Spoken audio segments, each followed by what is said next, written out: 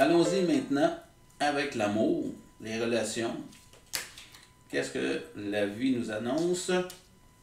Le jardin, 5 de rose. La reine de rose, dans ce qui va vous aider à vous réaliser en amour. Et 16, pris dans les ruines, votre défi. Donc, qu'est-ce qu'on peut vous dire concernant vos amours? On arrive avec un 5 de rose dans le jardin. On voit ici des enfants qui sont en train de jouer dans un jardin. Et on parle ici d'innocence. On parle d'un rêve d'amour, un rêve de relation qui dort en vous depuis la tendre enfance. 5, ça nous parle aussi il y a un branle-bas, il y a un combat intérieur qui se passe au niveau de la vie amoureuse. Il y a beaucoup de choses qui deviennent instables autour de vous dans votre relation amoureuse, si vous êtes en couple. Si vous êtes célibataire, il y a quelque chose qui vous ébranle dans la notion de peut-être justement revenir en couple, aller vers une nouvelle direction. On vous parle aussi 5 de transformation. Vous êtes à la croisée d'un chemin au niveau de votre vie amoureuse.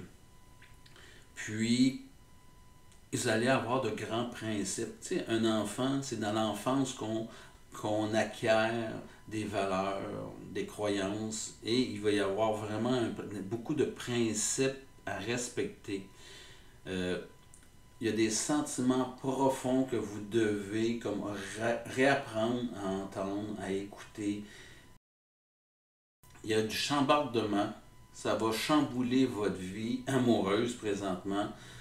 Il y a une notion de retourner vers vos valeurs. On n'est pas présentement dans une section de votre vie où vous êtes en train d'expérimenter de l'amour, des aventures. On est vraiment plus de retourner, mais qu'est-ce qui donne un sens à ma vie dans mes relations amoureuses? Autant que vous soyez célibataire, que vous soyez en couple. On va aller voir qu'est-ce qu'on peut rajouter comme information complémentaire à cette information-là.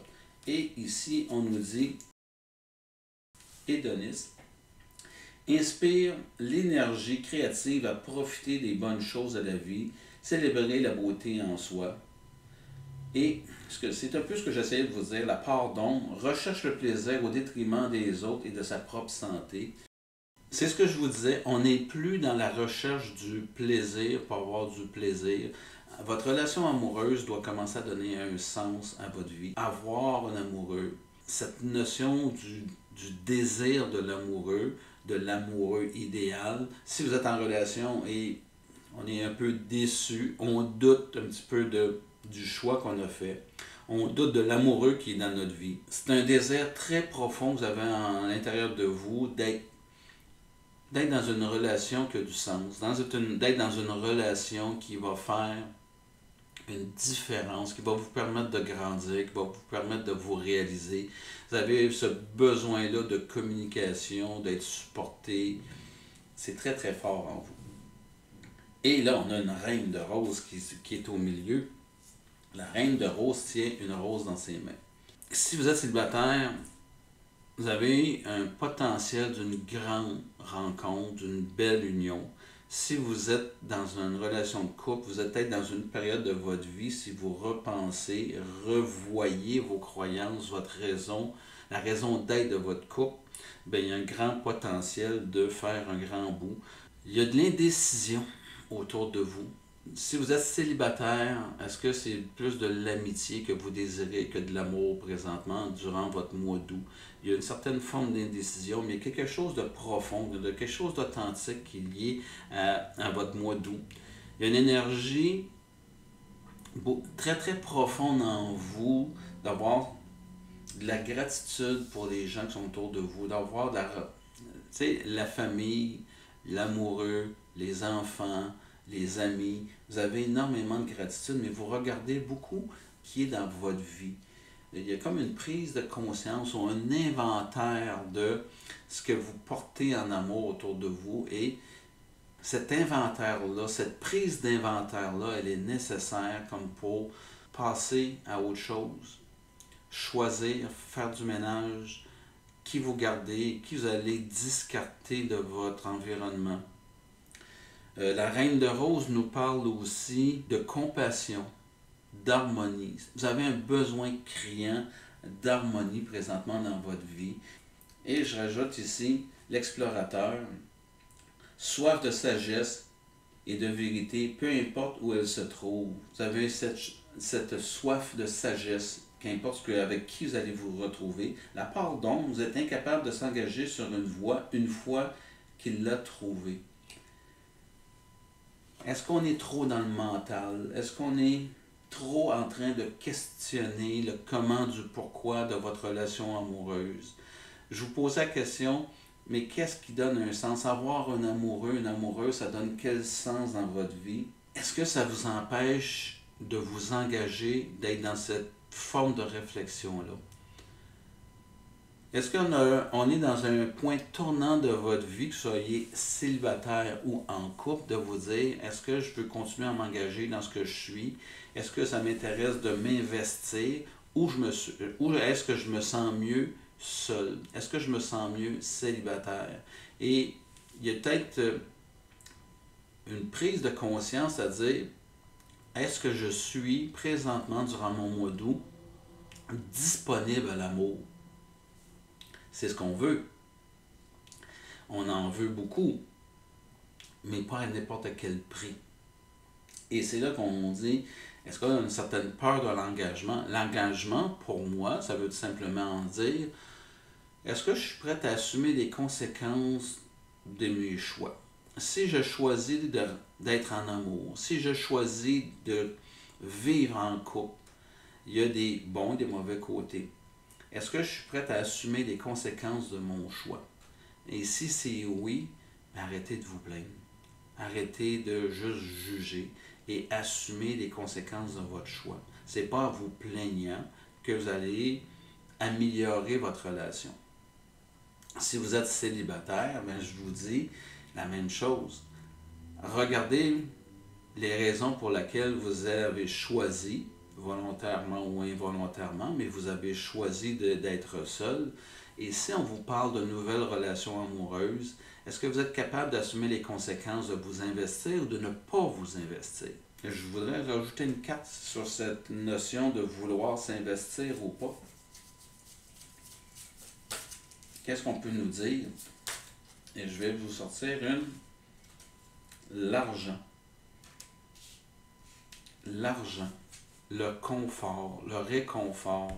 Est-ce que je suis dans ma relation? Il ne faut pas la négliger, l'argent, dans un couple. Comme on dit, ça ne fait pas le bonheur, mais ça aide à se réaliser. L'argent, c'est un outil qu'on nous met entre les mains pour pouvoir se réaliser. Avoir de l'argent me permet d'avoir des activités, me permet de nourrir mon couple, de me divertir, nous divertir, et ça nous permet d'avancer dans une relation qui se nourrit, qui grandit, qui se fortifie.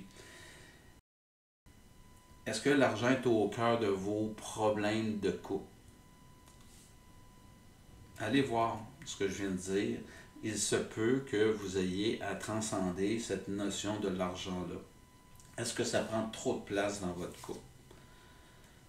Donc, 16, on parle ici, pris dans les ruines, carte majeure numéro 16. Je vais y aller avec l'argent. Vous vous sentez piégé, vous vous sentez limité, vous sentez... On parle d'une prison des ruines. Vous pouvez vous en sortir quand vous voulez, mais vous avez l'impression d'être piégé, que c'est lourd, que ça sera votre défi d'aller voir autrement, de vous sortir de vos pensées limitatives. 16, ça veut aussi nous dire que la relation est vide. Il y a quelque chose qui ne me nourrit pas dans ma relation, ou il y a quelque chose qui ne me nourrissait pas dans ma dernière relation. On vous parle ici de dépendance affective. Tu sais, je suis pris dans une relation, pourtant je pourrais m'en sortir facilement, mais je suis pris dans une forme de dépendance. Est-ce que je suis dépendant de ma sécurité? Est-ce que je suis dépendant affectif, amoureux? Allez voir, il y a vraiment une notion de dépendance qui est liée à vos relations amoureuses présentes ou passées. Vous êtes dans une prison. Je pense que la carte est en train de nous dire, on va les vérifier, que vous avez la force de vous en sortir. Et votre défi, bien, c'est peut-être justement de sortir de ces carcans-là, de ces pensées limitatives-là. Et je vous lance ici pour vous aider. Part de lumière, l'ange. Ici, on dit aide quelqu'un dans le besoin sans rien attendre en retour. Soyez un ange pour vous. Dans vos relations amoureuses, on est en train de vous dire de vous choisir. Si vous avez toujours offert vous sans aucune attente, il est peut-être temps de vous offrir à vous sans regarder l'impact sur les autres. Assumez les conséquences de nos choix, de ne pas s'être choisi dans la vie. Et vous avez possiblement très chèrement payé pour les choix que vous avez faits. Est-ce que maintenant, vous n'êtes pas dans une situation où vous devez apprendre à vous choisir? Je vais rajouter une carte à ce niveau-là. Genre une petite conclusion. Je me sens bien et heureux. Cette carte-là nous indique que si vous parvenez à vous choisir, si vous parvenez à sortir de vos pensées limitatives, si vous parvenez à être un peu plus libéré dans votre relation amoureuse, si vous êtes célibataire, présentement dans votre mois d'août, chemin de vie numéro 4, on vous dit que vous êtes heureux là où vous êtes. C'est une période d'intégration. Si vous êtes en couple, c'est la même chose. Je suis heureux là où je suis. C'est une période de transition. C'est êtes-vous heureux dans ce que vous êtes, c'est-à-dire dans votre prison? C'est une carte qui porte à réflexion à dire, bien, est-ce que vous désirez sortir? Ou vous êtes au contrairement très heureux dans ce que vous faites, dans le sens que c'est rassurant. Ça répond à un besoin présentement d'assurance. Je vais y aller avec cette carte-ci, la jalousie. Qu'est-ce que je peux vous dire concernant la jalousie dans votre relation amoureuse? Je vais faire le lien avec la dépendance affective. Est-ce que vous regardez ce qui se passe dans la cour des autres? Vous jalousez les relations qui vous semblent belles, les couples qui sont heureux. Si vous êtes célibataire ou en couple, est-ce qu'il y a une notion de je désire ce que l'autre ont, ce que les autres ont? Moi, ma relation ou mes anciennes relations n'étaient pas ce que je désirais. Par contre, je me rends compte que ça fonctionne pour certains. Il y a une forme de jalousie qui est là-dedans et c'est ce qui vous empêche d'agir. C'est ce qui vous empêche de passer à l'action. Si je bouge, je suis en couple et je donne un électrochoc à mon couple, est-ce que je suis capable d'assumer les conséquences? Si je décide de me séparer, est-ce que je suis capable d'assumer les conséquences de ma séparation? Si je suis célibataire, est-ce que je suis capable d'assumer le fait de dire je suis célibataire par peur? Il y a des conséquences et être célibataire par peur, c'est d'être dans une prison.